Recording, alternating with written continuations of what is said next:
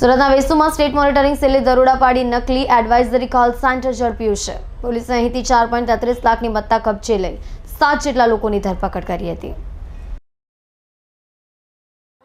State monitoring સેલના inspector CH પનારાની આગેવાનીમાં વેસુની share રોકાણ માટે ધમધમતા કોલ સેન્ટર ઉપર રેડ કરવામાં આવી હતી।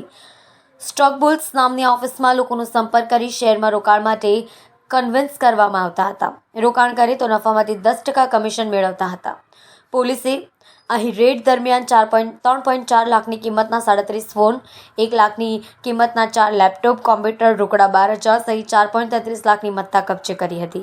આ કોલ સેન્ટર અવિશ ઉર્ફે સમીર અશફાક શેખાની એક સગીર સાથે ભાગીદારીમાં છેલ્લા 1 વર્ષથી ચલાવતો હતો। કામ કરવા 7 જેટલા કર્મચારીઓ પણ રાખવામાં આવ્યા હતા। આ કોલ સેન્ટર માટે જરૂરી પ્રક્રિયા વિના જ ધમધમતો હતો। વેસુ પોલીસ મથકે છેતરપિંડીની કલમ અંતર્ગત ગુનો નોંધી તપાસ સ્થાનિક પોલીસને સોંપવામાં આવી હતી। લોકો સાથે કઈ રીતે છેતરપિંડી કરવામાં આવી હતી તેની વિગતો જાણવા માટે વેસુ પોલીસે ઝડપાયેલા 6 કર્મચારીઓ તથા સગીરને ડિટેઇન કરી આગળની કાર્યવાહી હાથ ધરી હતી। મુખ્ય ભાગીદાર અવિશ ઉર્ફે સમીર અશફાક શેખાની તથા દીપેશ લલિતચંદ્ર બારોટને વોન્ટેડ જાહેર કરાયા હતા।